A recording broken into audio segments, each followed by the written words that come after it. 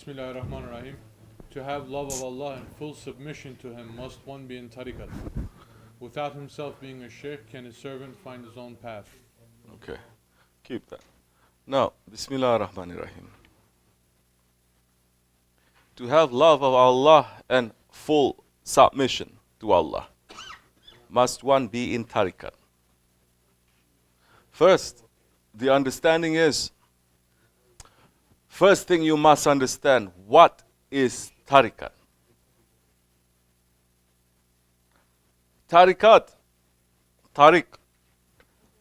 Tariqat means way. Way to whom? Way to Allah. Tariqat means way to Allah. This is what people are calling tasawwuf or Sufism. The way to Allah. What does it mean, the way to Allah? To know Allah. To worship Allah. This is what tariqat is. It is not to know this dunya, this world, and to live and to understand the pleasures and the treasures and whatever this world has to offer. It is not also to know the way to the other worlds, to the thousands of other worlds, and to be busy with those other worlds, of the other creatures, of the other ones, of the worlds of the angels or whatever. It is not. It is not tariqat. That is not tariqat al-aliyah. That is not the Naqshbandi way, which is the way of Hazrat Abu Bakr, Hazrat Prophet ﷺ. So tariqat means way. Way to Allah, to know Allah, and to worship Allah. Worshipping of Allah, you can only worship Allah if you know Him. If you don't know Him, you cannot worship Him. You may do certain actions, you have certain feelings, but you don't know Allah. It is impossible to worship Him. Allah subhanahu wa ta'ala. Knowing Allah, is it an option? Because people are saying now tariqat is like an option. Isn't it? You pray 5 times a day, you can be a good Muslim.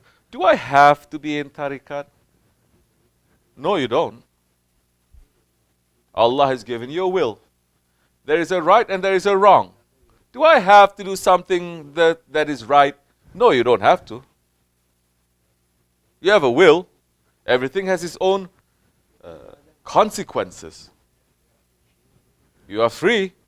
Allah has given you that freedom. But up to a point. You are not free from the results of your actions. There are always results, and you are responsible for that. That is what makes us human. Not animals, they are not responsible. Not angels, because angels, they don't put their will there. Whatever Allah commands, they do without any will. But Allah has given will only to mankind. So, they're saying, is tariqat something that is, do I have to be in tariqat? No, you don't. It's only the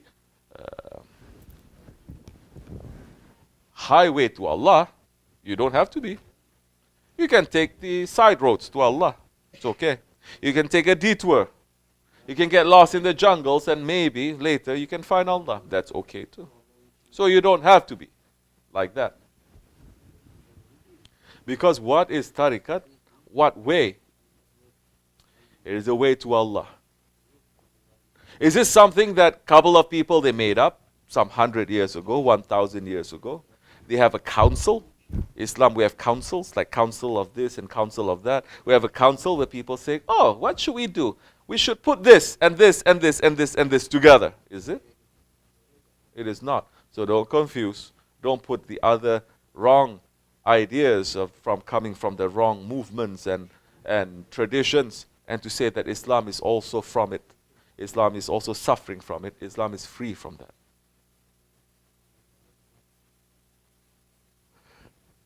Allah subhanahu wa ta'ala is giving us a command, is ordering us.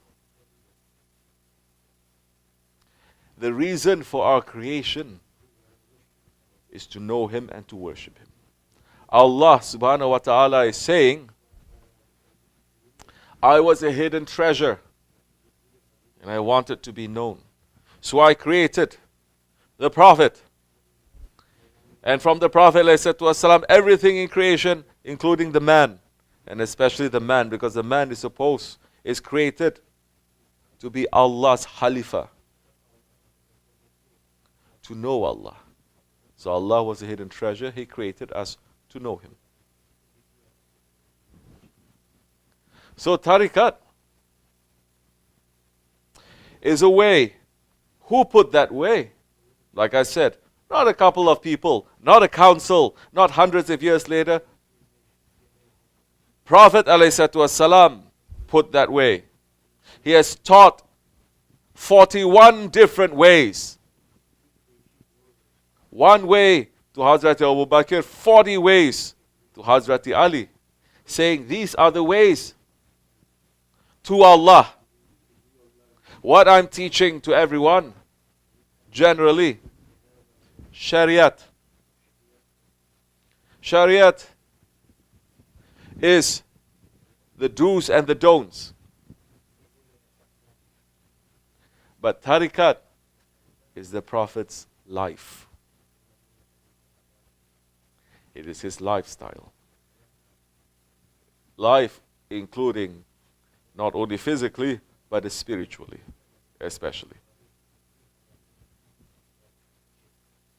So, first we have to understand that.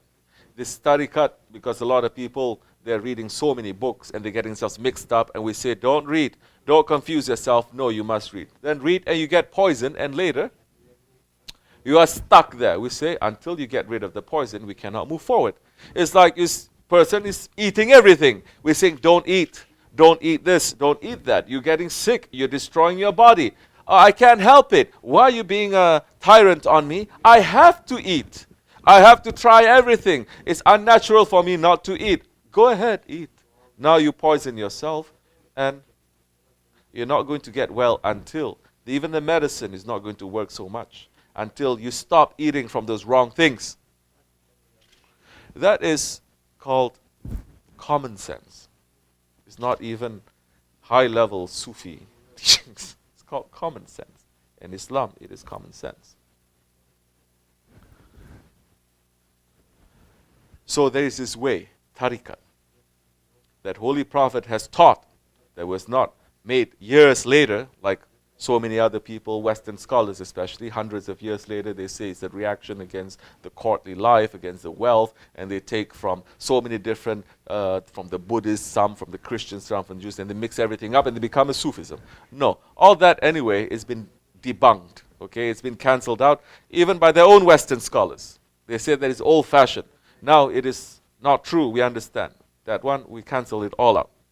Islam, Sufism is something that is intrinsic and pure, coming from Islam itself, from the Holy Prophet itself. It doesn't mean now that the principles of Islam and Sufism and tariqat is not found in other traditions and in other faiths. No, it is there, of course. But it is not something that we take and we mix and we match and we... No, it is not. It is purity. So the question is, do I have to be in tariqat to know Allah and to love Allah? Tariqat, who founded it? Prophet. Prophet ﷺ's way. Tariqat is the Prophet's way. Prophet has taught 41 different ways. So it's like saying, do I have to follow the Prophet to find Allah and to love Allah? What kind of a question is that now? What kind of a question is that? If you say, I don't have to follow the Prophet to find Allah, then we say, be very careful, because you are very close to losing your faith. Because our faith is, La ilaha illallah Muhammadur Rasulullah. That Allah Himself swears on His beloved one. And if you say, I don't want to follow him, I follow you. Exactly what Shaitan is saying. I don't want to follow Adam alayhi salam, I want to follow you. Allah will not be happy. That is not Allah's law, that is not His protocol, that is not His way. So, this question, Allah subhanahu wa ta'ala has said clearly in the Quran Karim, openly. Again, this is not my opinion. Allah is saying, take it any way you want. Allah is saying, because there was a group of people who say, we know Allah, we worship Allah, we don't want to follow you. Should we obey you? You're just a man, like us. You make mistakes. Allah is perfect. Why we should be following you? What did Allah subhanahu wa ta'ala answer? Did He say, it's okay? Did He say, you are right, follow only me?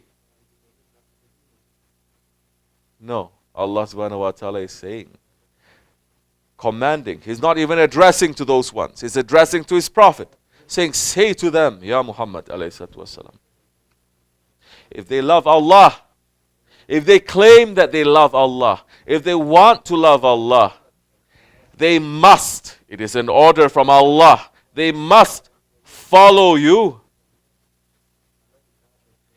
and obey you, meaning submit to you, meaning love you, for Allah to love them. See, there is a condition. They say there's no condition to love. Of course there is a condition to love. Allah is saying, you want to come to me? You have to love whom I love. If you love that one, I will love you. You think it matters if we love Allah? It doesn't. What matters is Allah loves us. Isn't it? So many can claim, you love Allah, you love Allah. A step higher than that is if Allah loves you. And Allah is putting a condition there. Allah subhanahu wa ta'ala is saying, if you say you love Allah, you must follow and you must love and submit to the Prophet for Allah to love you. Otherwise, you cannot come close to me. That door is closed. Every other door is closed except through the door of the Prophet ﷺ. That door is open. If you do not enter through that door, you will not come into my court, no matter what you claim. So, this is what tariqat is. It's opening that door of the Prophet ﷺ wide, east to west, north and south, opening it to say, come into the circle.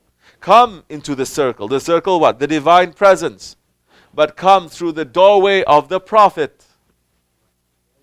Come through the doorway of this Prophet of mercy. Only then will Allah will love you. You can claim. Second part, show. So, that is the way that Allah subhanahu wa ta'ala is saying. That is the way that if you really want to love me and you want to serve me, then you're going to follow that Prophet. And you're going to follow that Prophet, not only the Shariat, what he says do and don't, but his lifestyle. You have to love him, you have to copy him, you have to submit to him. He is not here physically. So many people are saying that. That command is still there because Allah subhanahu wa ta'ala has sent the inheritors of that Prophet.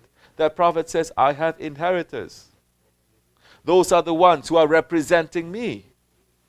So that mercy is still open. Because now we can say, Prophet is not here. How am I going to come close to Allah? How I can love that Prophet? Prophet is not here. Allah is saying, you have no excuse.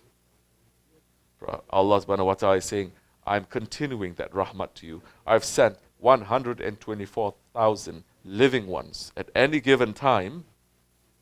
They are representing that Prophet. Some way, somehow, find one of those And he will lead him to the Prophet, and Prophet will bring us to Allah. There's no other door. You cannot make your own door. A Shaykh is not free. It is not to say only a Shaykh is free and a Shaykh is finding his own path to Allah. No, it is not. There's another wrong understanding. If you're saying without himself being a Shaykh, can a servant find his own path? It is a wrong understanding. Because that saint, that Shaykh, never he's going to claim that he is free, he is independent, that he is without his Shaykh. The whole idea is to be in association, isn't it? Holy association with holy people, and that association will never be broken, must never be broken. We don't want it to be broken. We don't want to be alone. We want to be in community. And we want to be with the highest community. We want to be with the highest Jamaat, with the most holy Jamaat. We want to be with the righteous. We want to be with the prophets. That is the prayer that we make 5 times daily prayer. Raise us together with the Salihin. Raise us together with the Awliya Allah. Raise us together with the believers. We want to be believers. We don't say, raise us to be with you. Understanding now? So, a Shaykh, even a Shaykh, yes.